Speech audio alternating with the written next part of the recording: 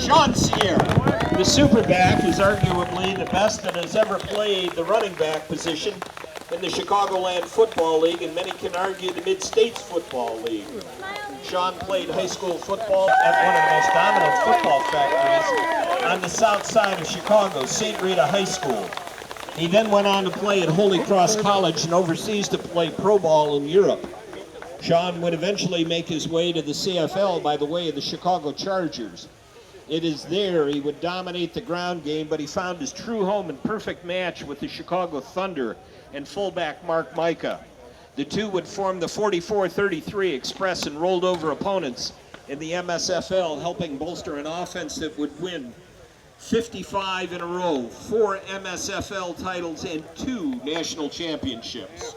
Sean also won multiple MVPs in the respect of his peers, as Sean is already in the MSFL Hall of Fame. Sean Sierra.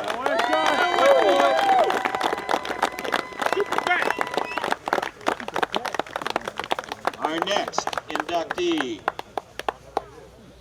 Andres Roldan.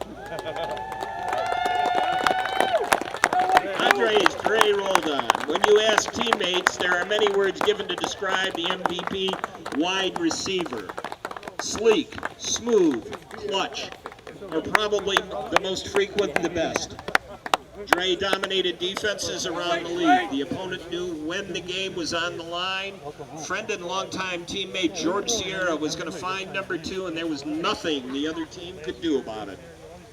There was often chatter about the Thunder beating up the local talent. Dre and the Thunder would prove the semi-pro world wrong when they flew to Miami, beating up the Cleveland, Ohio Lions in the first of 2 national championship games. Dre would win the MVP in this game.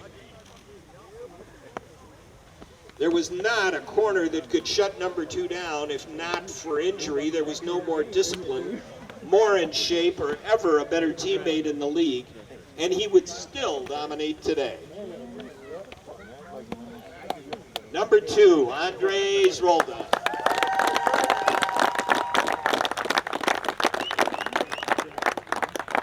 Our next, number 55, Rob Mintz.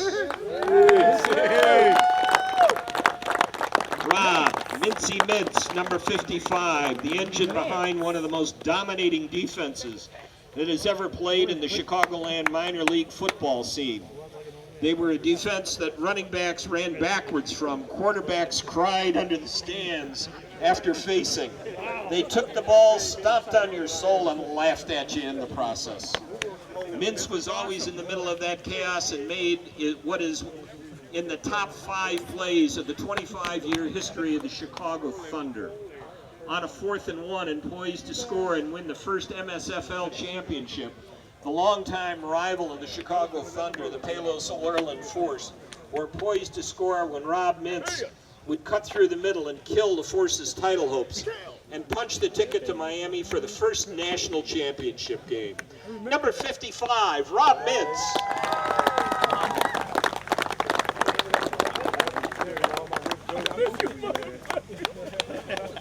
Our next honoree, number 88, Derek Baker. Derek Baker spent time on the best teams in Illinois history, winning back-to-back championships with the DuPage Eagles, and played on the Tinley Park Pride, Orland Palos Force, and the Chicago Thunder. According to head coach and owner Terry Thomas, Derek was one of the most dominant physical specimens on the field. He could play any position, and not only start, well, maybe not quarterback, but he would dominate. Terry went on to say if it wasn't for his knee injury, people would still be talking about Derek. Number 88, Derek Baker.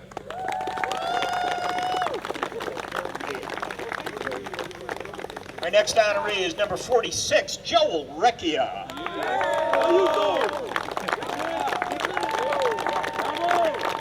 Joel was much more than a defensive back. He was a dominant returner and could change the game in a heartbeat.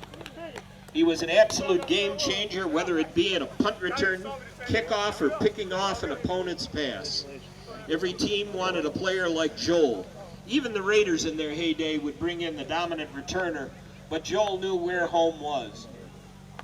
Joel was one of the outspoken leaders of the Thunder, always able to speak with a sense of humor or hard truths when needed. Joel is one of the players of the Thunder who is dominant in the CFL and MSFL eras. Ladies and gentlemen, number 46, Joel Recchia.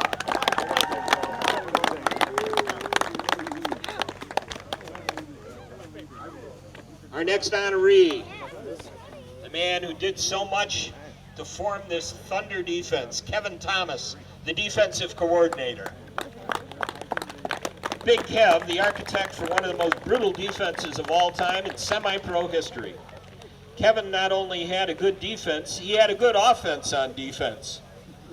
This was the era when the Chicago Thunder had very little offense, yet won CFL championship after CFL championship. Get Me 14 was often heard from the Thunder defense because they needed no more. Kevin would put together a group of guys that you would cross the street to avoid and melded them into a unit that played team football. Every year, the Chicago Thunder defense led the league in turnovers, defensive touchdowns, and fewest yards allowed.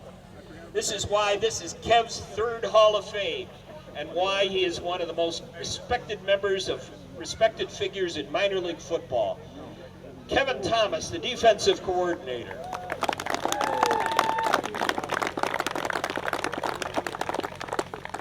Our final honoree is number 65, Dan Lipinski.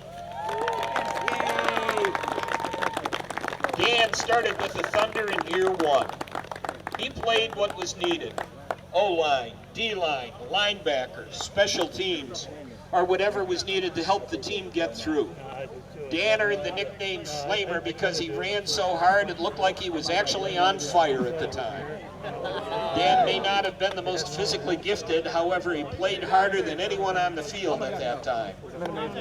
Never took a play off and really showed what it meant to be committed to the team. Dan was directly responsible for taking the Thunder to the next level. He asked his father Jim to help coach the team, who then brought in Terry Thomas, and the rest is history. Dan recently lost a battle to cancer, but much like he did on the field, he fought to the very end. Dan leaves behind 2 children, his wife, and his extended family. Number 65, Dan Lipinski.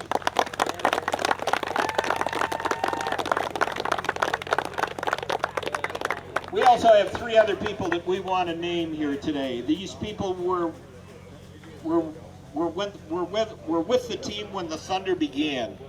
Their commitment to the organization helped guide the team toward the successful accomplishments of the last 24 years. With that said, we welcome to the Chicago Thunder, the Hall of Fame, the class of 2014. We also want to honor Jim Lipinski, Sue Lipinski, and John Keechow. Ladies and gentlemen, the 2014 class of the Chicago Thunder Hall of Fame.